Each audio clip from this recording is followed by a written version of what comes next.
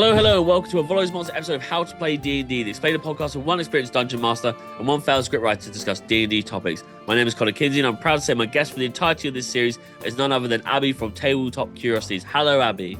Hello. Hello, thank you for joining us again. What is the creature you selected this week? This week we are talking Neogi. Let's get to it.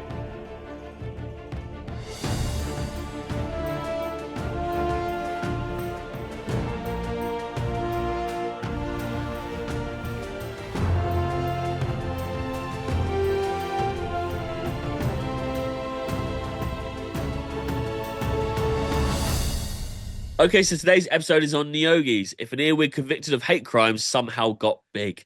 Abby, if I cover myself in dog hair and give birth to a litter, will my children take me out for walkies? What am I doing? I think you're rolling around on my carpet after I've not hoovered it because my dog is just dropping. We call them little rats. So Little rats. right now you're a little rat. Oh, perfect. I mean, I am anyway, without the description, so perfect. Right, so why did you pick Neogis? I love these guys. So they're like nasty, evil little slavers. Okay, So yeah. like that's their whole thing. They love to like dominate and slave bigger and stronger beings than them. Yeah.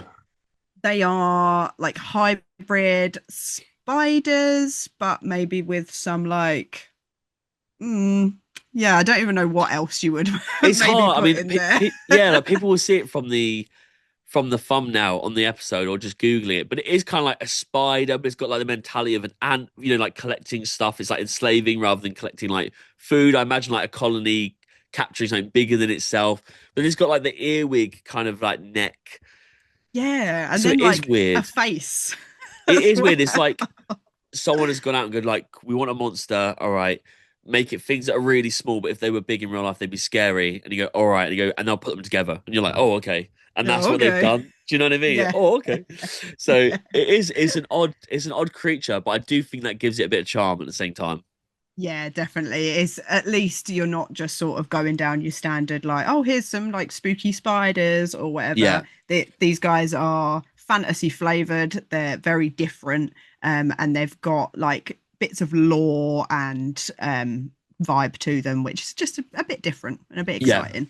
It says here that actually it has the Neogi looks like an outsized spider. I don't know what that means. Outsized spider with an eel's neck and head. So Okay. I mean, I get the spider bit. The eel's neck, I definitely thought more of like an insect than kind of like a fishy creature. Yeah. So it is really a combination. It's like we're basically the people in that previous episode we did of the Crusette, where it's just kind of like the Lacrotta, sorry, where you're just like, it looked like this to me, and that's like not helpful to anyone investigating. So Yeah, that's true. all right, so what kind of stats does this have?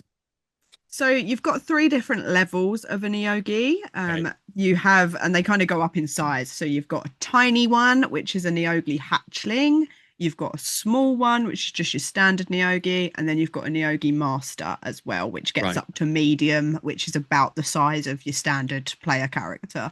Okay. So yeah, you can go from tiny, annoying little guys that just kind of have like spidery actions, a little bite.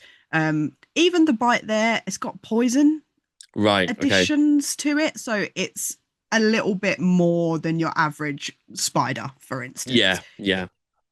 But yeah, still quite low ball. I mean, AC 11, hit point 7.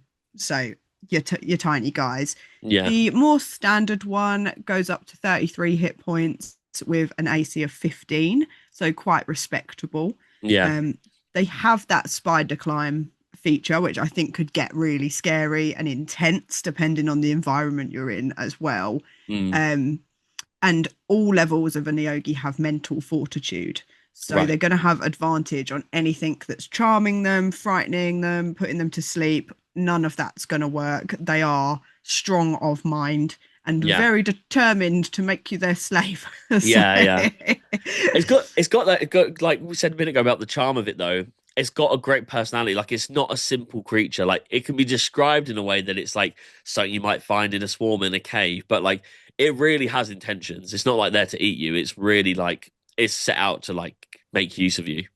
Yeah, absolutely. And even the standard Neogi have the enslave action.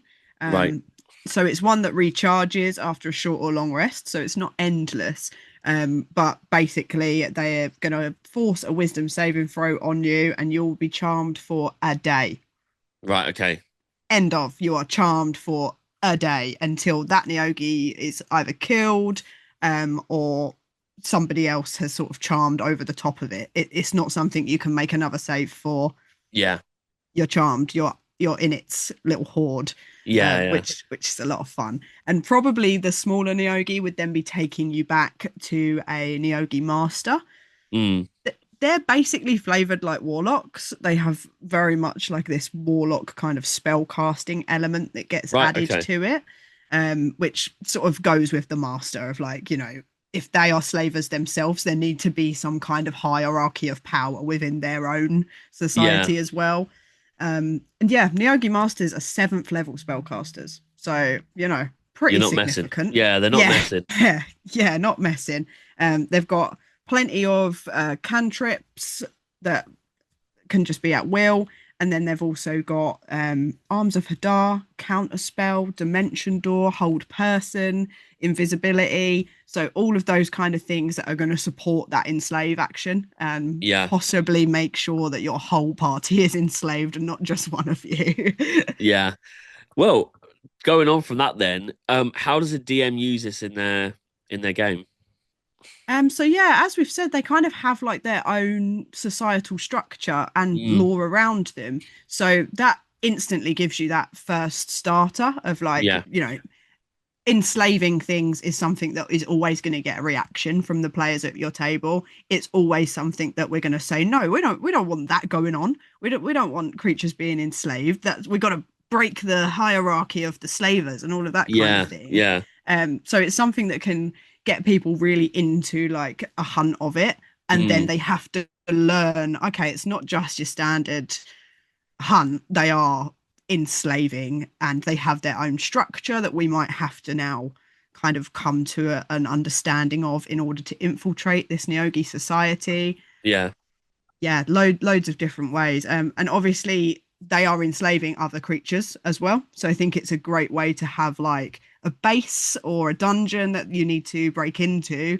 Mm. And then you've got things like Umber Hulks being dominated by them. So you've got these Yeah. other creatures that are going to make the combat even more difficult and the dungeon crawl really hard to get through because their whole thing is enslaving bigger, badder creatures than themselves. We love Umber Hogs. I'm definitely like imagining if you kind of like you get like on a ledge looking out below at this camp and you're seeing big creatures in cages and stuff like this. Do you know what I mean? And you're like, Yeah, if I release that to like cause a bit of like trouble, I've got a better chance of stopping the leader.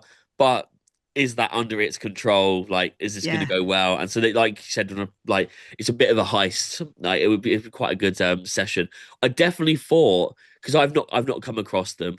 I know of them. I've not been in a session with them, but I definitely thought when he said about the warlock thing that it'd be an interesting kind of storyline for a warlock to come across one of these. And obviously they are intelligent creatures. I don't know if they speak common or undercommon, but if that Yeah, they is do.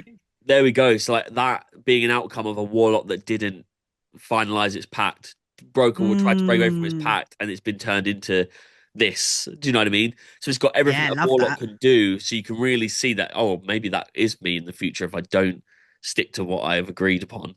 Do you know what And I that's an mean? extra puzzle to it as well. If you were kind of basing a campaign or a one shot around this, having that extra level of like working out that this is actually a failed warlock that's running Yeah. this whole slave camp, that's a really cool extra element. Yeah, there's just something extra there that like a it's not like kind of like heroing one person in the party, but they've got something to the table that adds an element to it rather than just, oh, we're just here to stop this. Do you know what I mean? They're like, Yeah, oh, I can feel that. That's something that I might have to end up dealing with. So it's quite nice. definitely. Or who did it? Who turned them? So Yeah, yeah. um I like that. Well, have you come across the Neogis in a campaign or a session before? So I've not come across them as a player, but has been a bit of a running theme because I'm running it at the moment. The Chains of Asmodeus campaign that I am loosely running for my party as they go through the hells. Hmm. They actually have Neogi running a magic shop. Oh, nice. Okay, yeah. Yeah, so and what they like to do is trick you into selling you duds. So Right, nice. it's quite a high check to try and get past the illusion because what they want to do is sell you, oh yeah, here's a health potion. You drink it, are incapacitated, they take you. Nice, yeah. But yeah, luckily my party has a very good wizard in it. Okay. It And sounds he like a figured it recurring out. theme. It's a recurring theme of like evil things that are NPCs in this instead. So that's a nice flip. But then they are also still trying to mislead you in a different way, and you're like, ah, you bastard. Okay, Yeah, right. yeah. Right, okay. So does Volo have a description for the Neogi? Oh, he does. And actually, he's on the eel side as well because he Okay. says, damn eel spiders want to enslave us all. And no, they don't taste good. Oh, so he's eating one. Love it. He's eating them. He didn't see it as like oh, it's horrible, but I will eat it. Lovely. Yeah, gotta All try. right. Yeah. Okay, so today's adventure is slightly contrary close. We're back in next week with the topic: how do stones get where they are? And as always, thank you for tuning in. And if you'd like to join in the D&D action, then please follow us on Instagram at How to Play D&D, or check out the link in our bio to join our Discord server. And also check out Black Mark Club on Instagram for cool D&D clothing. Abby, what do you do and where can we find you? I am a dice maker. You can find me at tabletop.curiosities on Instagram, Etsy, TikTok. Amazing. I've been Connor Kinsey. I've been Abby. Good day.